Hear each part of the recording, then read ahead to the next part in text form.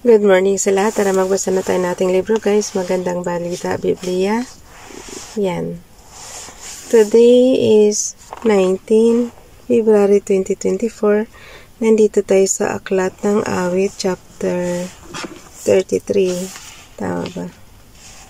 19. May ako sa inyo. May nabili akong libro kahapon. Tcharam! Tapos, ang original price niya is $100. Pero nakuha ko lang siya ng $20 kasi last year ito 2023, so it means yung bago na 2024 $100 ang original price, tapos dapat free na ito. Kaya lang hintayin ko na namang maluma-luma yung 2024 nila bago ko bilhin para $20 na lang din ulit. Mga to yung alam niyo guys, yung diary siya na 'di ba yung buong year na binabasa every Sunday. So, nandito siya, nakapaloob. Para ka lang nagre-retrieve ng files ng Holy Mass nila ng buong 1 year. Ano na yan? Hindi naman to buong Bible, kundi lang to. Bible diary lang to ng 2023. Yung binabasa lang yan, guys, every, halimbawa, ayan, katulad niyan. Namimili lang sila ng ng the word. For example, 12 ng May, 13 ng May. So 1 year nga lang. Pero selective lang siya. Hindi siya yung katulad itong binabasa natin na tuloy-tuloy. Okay, nandito na tayo sa Aklat ng Awit, chapter 33, Awit ng Papupuri. Basa. Awit ng Pagpupuri. Awit chapter 33 verse 1. Lahat ng matuwid dapat na magsaya dahil sa ginagawa ng Diyos. Sa kanila kayong masunuri, magpuri sa Kanya. Verse 2. Ang Diyos na si Yahweh ay pasalamatan, tugtugin ang alpat awit ay saliwan. Verse 3, isang bagong awit, awiting malakas, kasaliw ang tugtog ng alpang marilag. Verse 4, si Yahweh ay tapat sa kanyang salita at maaasahan ang kanyang ginawa. Verse 5, ang nais niya ay katwir at katarungan, ang pag-ibig niya sa mundo ay laganap. Verse 6, sa utos ni Yahweh nalikha ang langit, ang araw, ang buwan, talang maririkit. Verse 7, sa iisang dako, tubig ay tinipon at sa kalaliman ay doon kinulong. Verse 8, matakot kay Yahweh ang lahat sa lupa, dapat katakutan ng buong nilikha. Verse 9, ang buong daigdig kanyang nilikha, sa kanyang salita lumitaw na kusa. Verse 10, ang binabalangkas niyong mga bansa, kanyang nababago tuwing na walang bisa. Verse 11, ngunit ang mga panukala ni Yahweh hindi masisira, ito'y mananatili. Verse 12, mapalad ang bansang si Yahweh, ang Diyos, mapalad ang bayang kanyang ibinukod. Verse 13, magmula sa langit kanyang minamasdan ang lahat ng tao sa kanyang nilalang. Verse 14, nagmamasid siya at namamahala sa lahat ng tao sa balat ng lupa. Verse 15, ang isip nila ay sa kanya nagmula, walang nalilingid sa kanilang ginawa. Ulit guys. Verse 15, ang isip nila'y sa kanya nagmula, walang nalilingid sa kanilang gawa.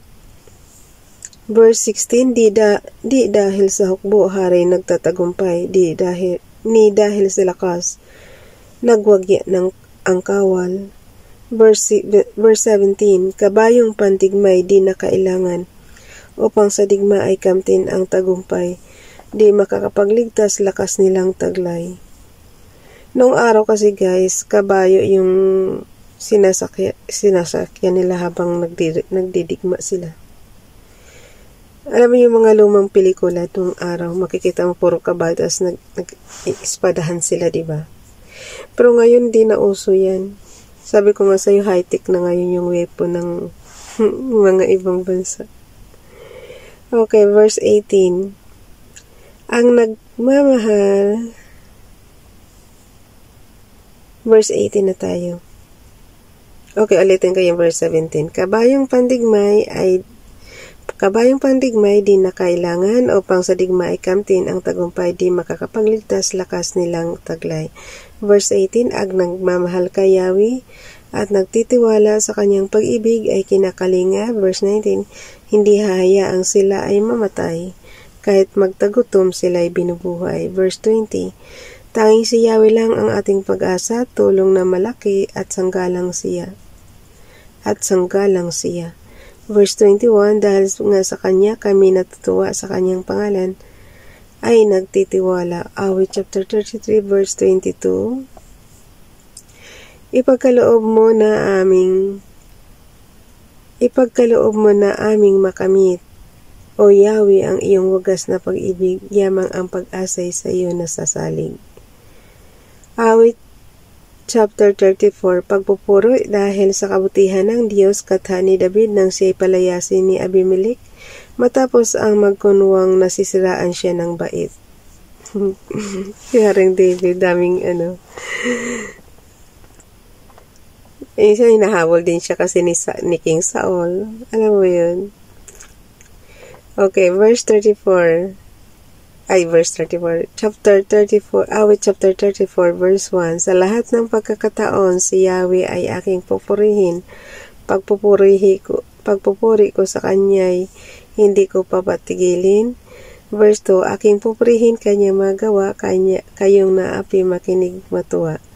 Verse 3, ang kadakilaan niya ay ihayag at ang ngalan niya ay purihin ng lahat. Verse 4, ang aking dalangi dininig ng Diyos, inalis niya sa akin ang lahat kong takot. Verse 5, nagalak ang aping umasa sa kanya pagkat dinabigo ang pag-asa nila. Awit chapter 34 verse 6, tumatawag sa Diyos ang walang pag-asa, sila iniligtas sa hirap at dusa. Verse 7, anghel ang siyang bantay sa may takot sa Diyos, sa mga panganib sila'y kinukupkup. Verse 8, tingnan mo at lasapin ang kabutihang ni Yahweh, mapalad ang mga taong nananalig sa kanya. Verse 9, matakot kay Yahweh, kayo na kanyang bayan nang makamtan ninyo ang lahat ng bagay. Awit chapter 34 verse 10, kahit mga leon ay nagugutom din, sila'y nagkukulang sa hustong pagkain. Ngunit ang sinumang kay Yahweh ay sumunod mabubuting bagay, sa kanya'y di maudlot. Verse 11, lapit ako'y dinggin mga kaibigan, at kayo ngayoy aking tuturuan na si Yahweh ay dapat sundit igalang.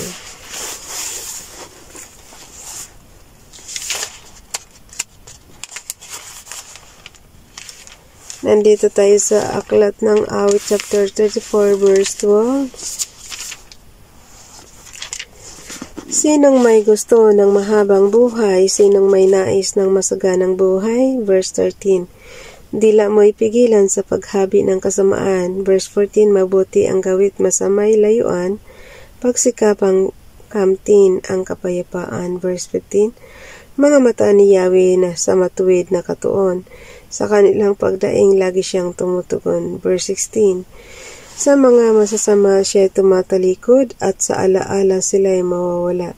Verse 17, agad dinirinig daing ng matuwid, inililigtas sila sa mga panganib. Tumulong siya, verse 18, tumutulong siya sa nasisiphayo. Anong nasisiphayo, guys? Verse 18, tumutulong siya sa nasisiphayo ang walang pag-asay. Hindi binibigo. Malalim kasi Tagalog nila. Verse 19, ang taong matuwid may suliranin man, sa tulong ni Yahweh agad maiibsan. Verse 20, kukupkupin siya. Kasi tayong hindi sa Tagalog, guys. So hindi natin gaano maintindihan pagka malalim na. Okay, verse 19, ang taong matuwid may suliranin man, sa tulong ni Yahweh agad maiibsan. Ang taong matuwid, verse 19, ang taong matuwid may suliranin man, sa tulong ni Yahweh agad maiibsan. So, pag matuwid tayo, guys, kahit problemado tayo, hindi siya ganun ka at least mababawasan. Yung may ibsan, mabawasan yan eh. Verse 20, kukupkupin siya ng lubos-lubusan kahit isang buto'y hindi mababali. Verse 21, ngunit ang masama ay kasamaan din sa taglay na buhay ang siyang kikitil. So, ang kikitil is yung, alam niyo na, yung papatay sa buhay. Verse 21, ngunit ang masama ay kasamaan din sa taglay ng buhay ang siyang kikitil. Verse 22, mga lingkod niya ay kanyang ililigtas, sa nagpapasakop siya ang mag-iingat. Hanggang dito na lang muna guys. Bukas na itong chapter 35, panalangin upang tulungan ng Diyos. Yung ganitong binabasa natin, template lang yan ng ating panalangin. Kung gumawa kayo ng sarili nyong dasal guys, and then mag-request kayo kay Father God. Ang lagi kong inaano is, lang muna, repentance, and then mag-request ka at ibibigay sa iyo yung mga hinihiling mo. So, lagay natin for 20 February 2024. Chapter 35 na tayo bukas. Bye everyone. God bless.